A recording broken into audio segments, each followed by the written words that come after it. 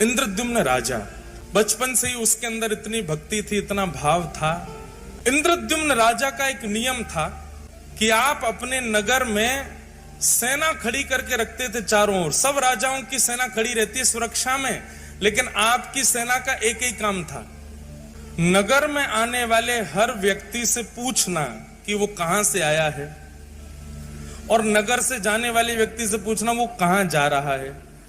यदि आने वाला व्यक्ति और जाने वाला व्यक्ति किसी तीर्थ या धाम का नाम ले दे, उसको पकड़ करके राजा के पास ले जाओ। इंद्रद्युम्न को बताया जाता, ये वृंदावन से, ये काशी से, ये वहां से, ये वहां। इंद्रद्युम्न अपनी सभा पूरी करके सबको एक कमरे में बिठाता और सामने बैठ करके एक एक करके उनको बुलाता। बोले आप उस स्थान का वर्णन कीजिए, वृंदावन कैसा है। और नेत्र बंद करके इंद्रद्युम्न केवल उसका अनुभव करता था। वहां की नदी कैसी है, वहां के लोग कैसे हैं, वहां ठाकुर जी की सेवा कैसी होती, प्रसाद कैसा लगता है, सारी बातें इंद्रद्युम्न बैठ करके सुनता था। और जब वो अपनी पूरी बात कर देते तो उनको खूब सारा धन धान्य देता, उनके चरण धोता, उनके चरण दल को पीता और कहता अगली बार कभी आप तीर्थ से आओ तो मेरे लिए कुछ प्रसाद लाना। तीर्थ जाने वाले जो लोग होते थे उनको अपने पास बुलाता, कहां जाओगे, कहां रुकोगे, व्यवस्था कर देता रास्ते की, और कहता लौट के आओ तो मुझसे जरूर मिलना, बताना कैसा लगा वहां पे, मैं तो राजा हूं, कार्यकाल छोड़ के जा नहीं सकता। ऐसी उसकी भक्ति। एक दिन ऐसे ही पूछते पूछते पूछते वैष्णवों से उनके संग बैठ के सत्संग करते करते रात्रि में इंद्रद्युम्न सोए, और जैसे ही सोया स्वप्न में उसको एक पर्वत दिखाई दिया। उस पर्वत में सुंदर गुफा है और उस गुफा के भीतर त्रिभंग लली श्याम सुंदर बिल्कुल नील मणि की तरह चमक रहे हैं। अद्भुत उनकी छटा, ऐसा अद्भुत दर्शन करने लगा। उनका दर्शन करके नेत्र आनंदित हो गए। उनकी वो एक क्षण की झलक इतनी सुंदर, इतनी मनमोहक थी, छटपटा करके नेत्र खुले, जलपान करने लगा, अपनी छाती को मसलने लगा। ये मैंने कैसा दृश्य देखा, ये कौन थे, ये कहां के ठाकुर जी। मैंने इतने तीर्थयात्रियों से पूछा पर ऐसा स्वरूप तो किसी ने मुझे वर्णन नहीं किया। अत्यंत व्याकुल हो गया इंद्रद्युम्न। अब तो जो भी तीर्थयात्री आए उनके तीर्थ की चर्चा ना सुन के अपना हृदय का भाव बताता। ऐसी आंख है, ऐसी कमर है, ऐसा मुख है, ऐसे चरण हैं, आपने इनके बारे में सुना, ये कौन है, पर्वत पर रहते हैं। वैष्णव जन कहे नहीं, हमने तो नहीं देखा। अत्यंत व्याकुल हो गया इंद्रद्युम्न। संतों की खूब सेवा करता, बस मन में यही चिंतन था, बस इनका पता मुझे लग जाए, ये कौन है जो मुझे स्वप्न में दिखे। एक दिन रात्रि में सोया, अतुल रोज चिंतन करता ठाकुर जी का। तभी उसके स्वप्न में पुनः वह ठाकुर जी प्रकट हुए, और प्रकट होकर के उन्होंने अपना नाम बताया। हे इंद्रद्युम्न, मैं नील माधव हूं, मैं तुम्हारी भक्ति से बहुत प्रसन्न हूं और तुम पर अनुग्रह करना चाहता हूं। नीलाचल पर्वत पर मेरा निवास है, कुछ आदिवासियों से ही मैं अपनी सेवा कराता हूं, इससे ज्यादा संकेत मैं नहीं दे सकता। तुम स्वयं खोज करके मेरे इस अनुग्रह को स्वीकार करो। इंद्रद्युम्न अत्यंत प्रसन्न हो गया। थोड़े थोड़े संकेत उसको मिल गए थे।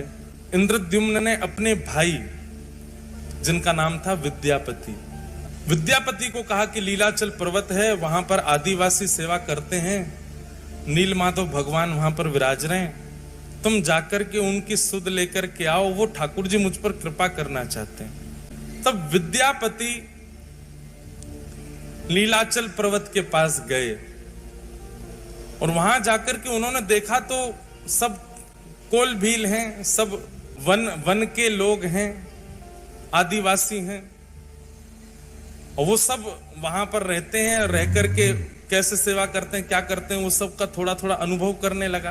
तभी एक दिन एक कन्या पर उसकी दृष्टि गई, अत्यंत भोली सीधी कन्या, उसका नाम था ललिता। उन्हीं आदिवासियों के सरदार की वो बेटी थी। विद्यापति ने कहा यदि मैं इसको अपना मित्र बना लूं या इससे कोई संबंध रखूं तो मुझे नील माधव भगवान जल्दी मिलेंगे।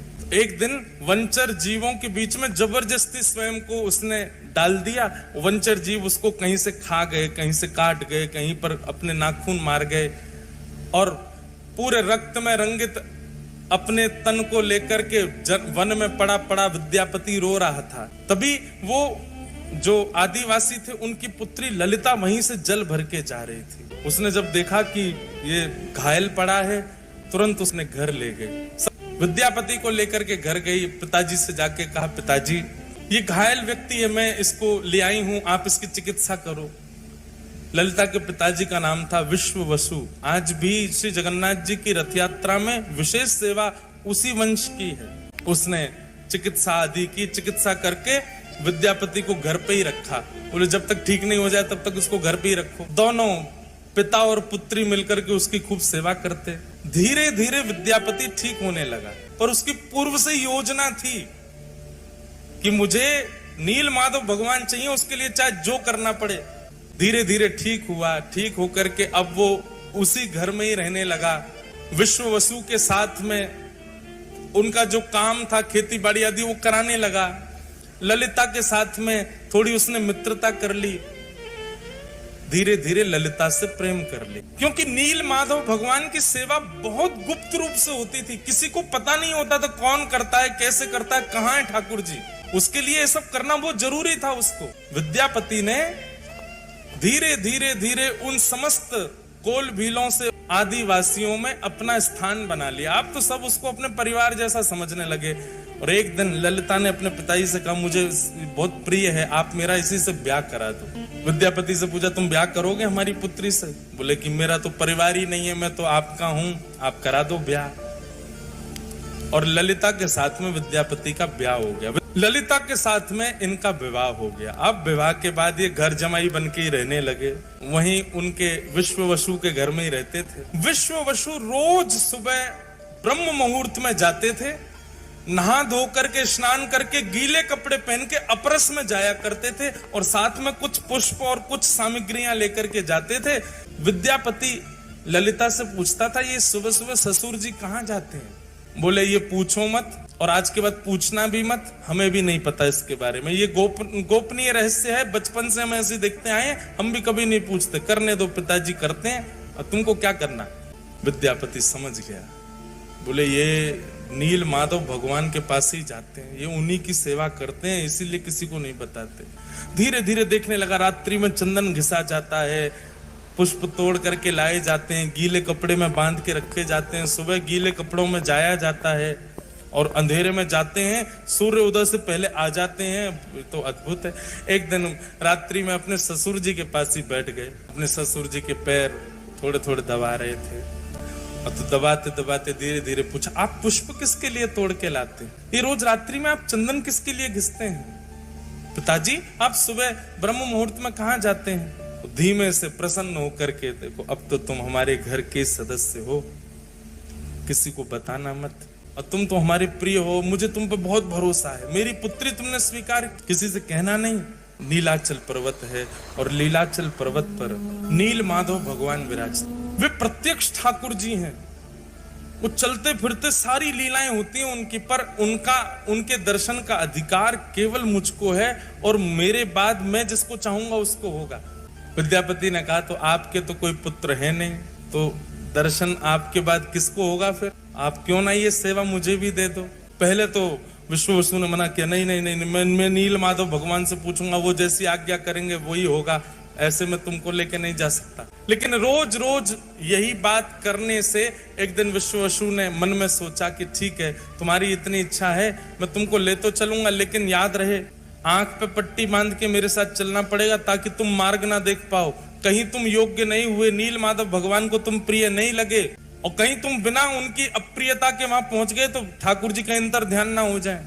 इसलिए दर्शन कराऊंगा, लेकिन प्रतीक्षा करना, ठाकुर जी को जब तुम प्रिय लगोगे तभी उनकी सेवा में जा सकोगे। और अगले ही दिन आंखों पर पट्टी बांधी विद्यापति के, और उसके ससुर जी विश्ववसु उनको लेकर के जा रहे। लेकिन विद्यापति तो इसी बहाने, इसी चतुराई से आया था कि उसको नील माधव भगवान चाहिए। उसने रात्रि में ही एक पोटली में खूब सारी राई भर ली। राई समझते हैं, सरसों के दाने, वो भर लिए, और भर करके उसमें एक सुई का छेद करके उसको अपनी कमर पर बांध लिया। दूसरे दिन पिताजी ने रुई लगाई, रुई के ऊपर पट्टी बांधी, पट्टी बांध के हाथ पकड़ करके ले गए, और नीचे से उसने पोटली थोड़ी सी दबाई, उसमें से राई निकलने लगी। चला गया। पर्वत के ऊपर दुर्गम मार्ग पार करके नीलाचल पर्वत पर गुफा में पहुंचे और गुफा में जाकर के नील माधव भगवान की सेवा आदि करने के बाद कहा कि अब मैं तुम्हारी पट्टी खोलूंगा, एक क्षण देखना, दर्शन करके फिर पट्टी बांध लेना। और जैसे ही उसकी पट्टी खुली, सामने नील वर्ण के श्री नील माधव भगवान मंद मंद मुस्कुरा रहे हैं, कटाक्ष कमल नेत्र हैं, दर्शन हो गए। दर्शन करते ही तुरंत पट्टी बांधी, बोले चलो अब वापस यहाँ से। वापस ला कर अब देखो तुमको दर्शन हो गए, अब नील माधव भगवान आज्ञा करेंगे तो तुमको सेवा मिलेगी, नहीं तो ऐसे ही रहो। अब उसको कहा, वो तो छटपटा रहा था, उसको दर्शन हो गए, वही छवि दिखे, बोले भैया कब से प्रतीक्षा कर रहे हैं, अब इन सबको मैं बताऊंगा कि इन्हीं की आज्ञा है मेरे भैया को, तो ये लोग मानेंगे नहीं। भैया अपना राजपाट छोड़ करके आ नहीं सकते। विद्यापति ने कुछ दिन प्रतीक्षा की। कुछ दिन प्रतीक्षा के बाद एक दिन सुबह सुबह उठ करके उसने मन में विचार किया कि अब सरसों पौधे बन गए होंगे और उसी मार्ग के पीछे पीछे जाके मैं देखूं कैसे है नील माधव। सुबह उठ करके जैसे ही तैयार हुआ, पत्नी उठ गई। पत्नी ललिता पूछने लगी, कहां जा रहे हो? बोले देवी पुष्प लेने जा रहा हूं, ठाकुर जी की सेवा करूंगा, तुम्हारे लिए गजरा बनाऊंगा।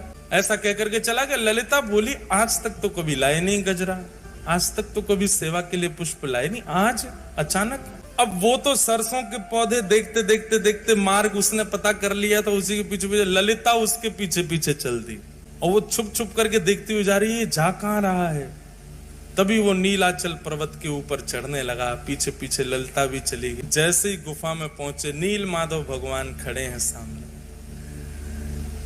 इसको तो दर्शन का अधिकार था, ठाकुर जी तैयार ही थे इसके साथ जाने को। तो बस ये जैसे ही ठाकुर जी का स्पर्श करने वाला था, इतने में ही ललिता पीछे से आ गई, अनधिकारी सामने आ गया। और अनधिकारी के आते नील माधव भगवान वहां से अंतर ध्यान हो गए। जैसे नील माधव भगवान अंतर ध्यान हुए, रोने लगा। बोले मैंने कितना सब बनाया था ठाकुर जी को ले जाने के लिए, आदि आदि सब बातें हुई। ललिता ने जाकर नीचे पूरे आदिवासियों में बात फैल गई, सब विश्व वसु को पकड़ करके बंदी बना लिए, छल कपट किया तुमने हमारे साथ, आदि आदि। हमारे ठाकुर जी अंतर ध्यान हो गए, हमारे साथ जो किया सो किया, ठाकुर जी चले गए हमारे। इंद्रद्युम्न राजा को खबर पहुंचवा दी कि महाराज नील माधव भगवान अंतर ध्यान हो गए। तो इंद्रद्युम्न राजा ने इतनी विरह वेदना से महाप्रभु जी को पुकारा कि नाथ आप मेरे पास नहीं आए।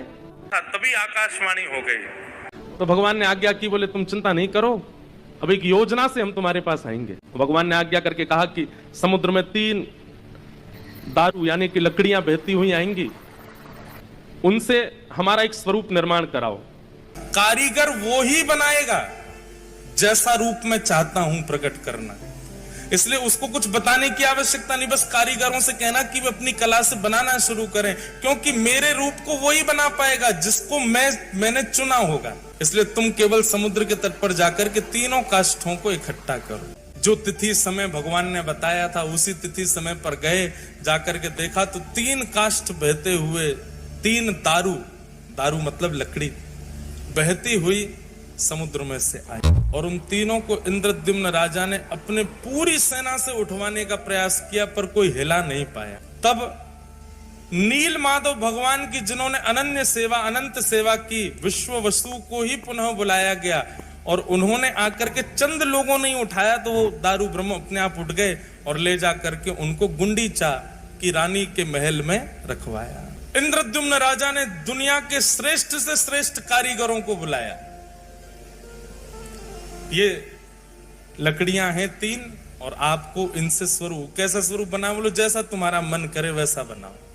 वर्णन आता है कि महाराज बड़े से बड़े कारीगर आ गए, छेनी हथौड़ा रख करके स्वरूप निर्माण करना चाहें, पर वो छेनी हथौड़ा चलावे तो जैसे मानो ऐसा लगे लोहे पर चला रहे हो, चिंगारियां निकलती हैं, पर एक रत्ती भर भी उसमें छिद्र नहीं हो पाता।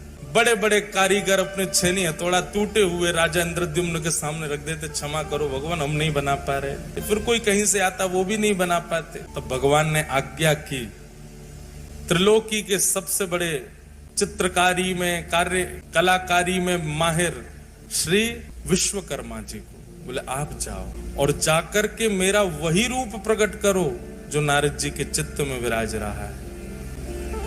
तब विश्वकर्मा जी एक वृद्ध कारीगर, एक मूर्तिकार के रूप में आए। दीनहीन से बिल्कुल पीछे खड़े थे सबसे। इंद्रद्युम्न राजा कारीगरों से कह रहा था, बोले मैं धन देने में कोई कमी नहीं छोड़ रहा, आप क्यों नहीं बना पा रहे? बोले क्या करें, हमारी छेनी हथौड़े ही टूट जाते हैं। वो वृद्ध उस कारीगर ने कहा, महाराज मुझे सेवा दें। इंद्रद्युम्न ने उपहास कर दिया, बोले इतने बड़े बड़े नहीं कर पा रहे आप वयोवृद्ध, आपकी लकड़ियां बाट देख रही हैं शमशान घाट में, आप बनाओगे? तब आपकी पत्नी गुंडीचा के हृदय में भाव आया, बोले वो कह रहे हैं, एक बार सबने प्रयास किया तो उनको भी करने दो, ठीक है आप भी प्रयास करके देखिए। तब उस कारीगर ने कहा, देखिए प्रयास तो करूंगा लेकिन मेरी कुछ शर्तें हैं। बोले क्या शर्तें हैं? बोले पहली बात, मैं जब ठाकुर जी का स्वरूप बनाऊं उस समय कोई आएगा नहीं। 21 दिनों तक मैं और काष्ठ एकांत में रहेंगे। राजा मैंने तुमको देखा, तुम हर 5 मिनट में जा के देखते हो कुछ हुआ कि नहीं हुआ, कुछ हुआ, ऐसा नहीं। 21 दिन तक तुम आओगे भी नहीं उस स्थान पर जहां ठाकुर जी का विग्रह बन रहा होगा। राजा बोला, हमको कैसे पता चलेगा कि आप बना रहे हो? बोले बाहर खड़े खड़े छेनी हथौड़ा और जो भी प्रयोग हो रहे होंगे सामग्री, उनकी ध्वनि से तुमको पता चल जाएगा कि स्वरूप बन रहा है ठाकुर जी का। राजा ने बात मान ली और यहाँ विश्वकर्मा जी ने बनाना प्रारंभ किया ठाकुर जी। बनाते बनाते बनाते बनाते 15 दिन बीते और 15 दिन तक रोज आवाज आती थी भीतर से, कुछ ना कुछ क्रिया चल रही है। 15 दिन तक इतना उतावला इंद्रद्युम्न दिन रात कान लगा के सुनता ही रहता था। हाँ ठाकुर जी बन रहे हैं, मेरे ठाकुर जी बन रहे हैं। अगर नहीं बन रहे होते तो पहले दिन ही आ जाते, छेनी हथौड़ा लेके नहीं बन रहा। इतने सारे कारीगर सब निरस्त हो गए, इनसे बन रहे हैं इसीलिए तो अभी तक चल रहा है काम भीतर लगा। बोले मेरे ठाकुर जी प्रकट होने वाले। 15 दिन व्यतीत हुए। 15 दिन बाद ही महाराज भीतर से आवाज आनी बंद हो गई। आवाज आनी जैसे ही बंद हुई, उसके चित्त में शंका उत्पन्न हुई कि बहुत वयोवृद्ध हैं, कहीं ऐसा तो नहीं बनाते बनाते पधार गए हों भीतर ही, मेरे ठाकुर जी अधूरे रह जाएं। सबने कहा, बोले उनकी शर्त है, मना किया उन्होंने। बोले तो कब तक नहीं खोलूं मैं ठाकुर जी बनी नहीं रहे, एक दिन पूरा प्रतीक्षा कर ली मैंने। अरे भाई ठाकुर जी कहीं अधूरे रह गए हो, वो पधार गए हो भीतर, फिर क्या होगा?